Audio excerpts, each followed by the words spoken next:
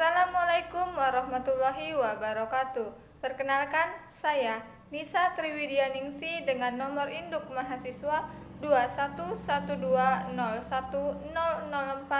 dari Program Studi Pendidikan Matematika Semester Genap. Video ini dibuat untuk memenuhi ujian tengah semester mata kuliah Pendidikan Kewarganegaraan dengan dosen pengampu Ibu Vica Auliananda SPD MPD.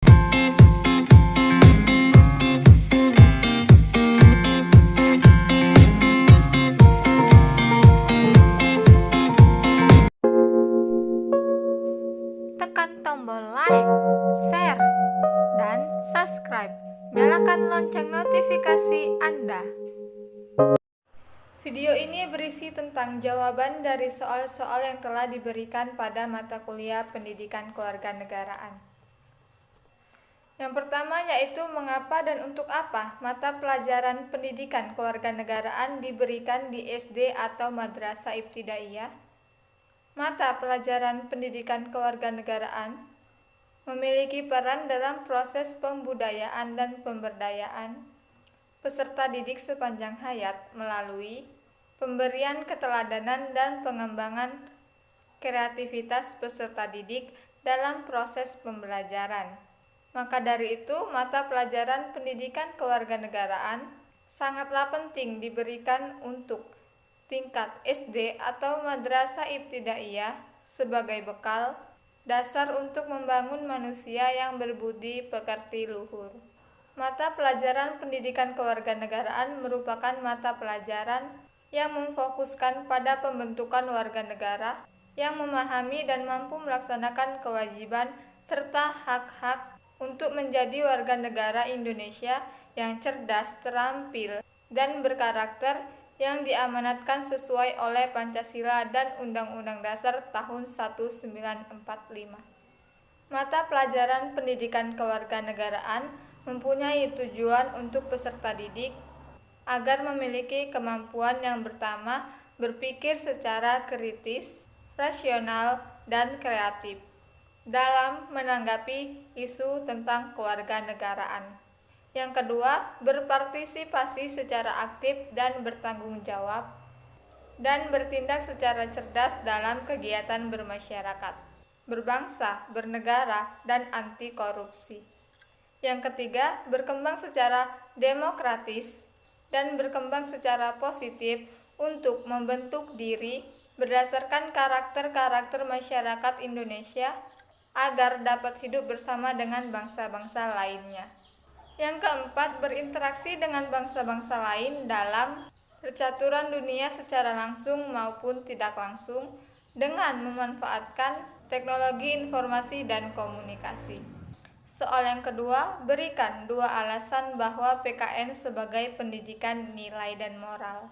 Alasan yang pertama yaitu pendidikan kewarganegaraan sebagai mata pelajaran yang memiliki aspek utama sebagai pendidikan nilai dan moral yang pada akhirnya akan bermuara pada pengembangan watak atau karakter peserta didik sesuai dengan dan merujuk pada nilai-nilai Pancasila dan Undang-Undang Negara Republik Indonesia tahun 1945. Alasan yang kedua yaitu nilai dan moral Pancasila dan Undang-Undang Dasar Negara Republik Indonesia tahun 1945 secara sistematis dikembangkan dalam diri para peserta didik melalui pengembangan konsep moral, sikap, dan perilaku setiap rumusan butir nilai yang telah dipilih sebagai substansi dan pengalaman belajar pendidikan kewarganegaraan. Soal yang ketiga, jelaskan keterkaitan pendidikan kewarganegaraan dengan IPS. Keterkaitan PKN atau pendidikan kewarganegaraan dengan IPS itu sangat erat. Bidang studi pendidikan kewarganegaraan adalah bagian dari bidang studi IPS. Bidang studi IPS mencakup aspek geografi, ekonomi, sejarah, Pancasila, serta Undang-Undang Dasar 1945 yang menyangkut warga negara serta pemerintahan. Kemudian terjadilah pemisahan antara bidang studi IPS yang mencakup aspek geografi, ekonomi, dan sejarah, dan PKN mencakup nilai-nilai Pancasila, Undang-Undang Dasar 1945, serta perjuangan kemerdekaan Republik Indonesia. Soal yang selanjutnya, nomor 4, yaitu sebutkan kelemahan pembelajaran terpadu. Jawabannya ialah yang pertama ada aspek guru. Guru harus memiliki wawasan yang luas, kreativitas tinggi, serta keterampilan metodologi yang handal, memiliki rasa percaya diri yang tinggi, dan berani mengemas dan mengembangkan materi.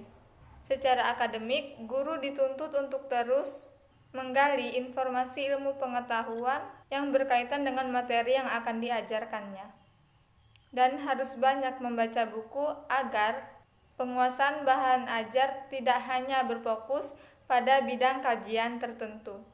Guru tidak hanya sekedar mengajar, tetapi harus mempersiapkan secara cermat, melaksanakan, dan memantau perkembangan peserta didik dengan berbagai karakteristiknya. Yang kedua ada aspek peserta didik. Pembelajaran terpadu menuntut kemampuan belajar para peserta didik yang relatif baik dalam kemampuan akademik maupun kreativitasnya.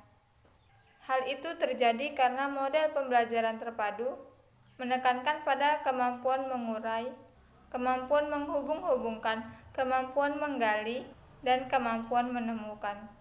Bila kondisi ini tidak dimiliki, maka penerapan model pembelajaran terpadu sangat sulit untuk dilaksanakan.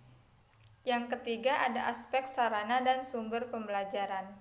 Pembelajaran terpadu memerlukan bahan bacaan atau sumber informasi yang cukup banyak dan sangat bervariasi. Dengan adanya fasilitas internet, semua akan menunjang, memperkaya, dan mempermudah pengembangan wawasan. Yang keempat ada aspek kurikulum. Kurikulum harus berorientasi pada pencapaian ketuntasan pemahaman peserta didik, bukan pada penyampaian target materi. Guru perlu diberikan kewenangan dalam menyampaikan materi. Yang keempat ada aspek penilaian. Pembelajaran terpadu memiliki cara penilaian yang menyeluruh atau komprehensif, yaitu menetapkan hasil belajar para peserta didik dari berbagai bidang kajian terkait yang dipadukan atau disatukan. Dalam kaitan ini, guru selain dituntut untuk menyediakan teknik dan prosedur pelaksanaan penilaian dan pengukuran yang komprehensif, juga dituntut untuk berkoordinasi dengan guru lain bila mata pelajaran itu berasal dari guru yang berbeda atau guru yang sebelumnya.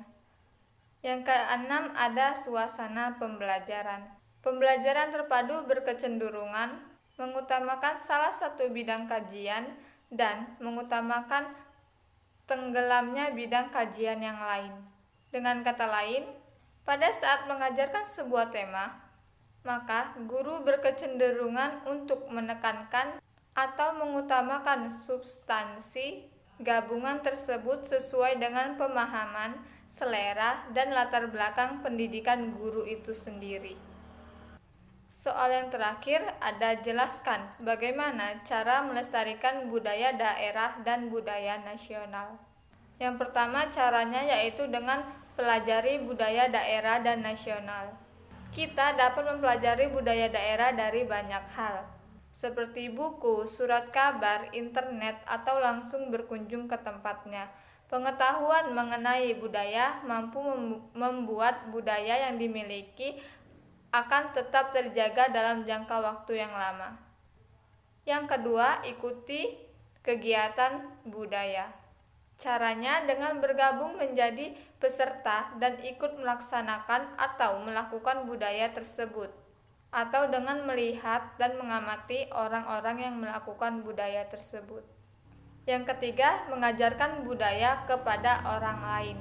Dengan mengajarkan dan memberitahukan budaya ke orang lain, maka mereka dapat mengetahui budaya tersebut. Jika semakin banyak orang yang mengetahui budaya tersebut, maka semakin terjaga pula tradisinya. Yang keempat, ada kenalkan budaya ke dunia internasional.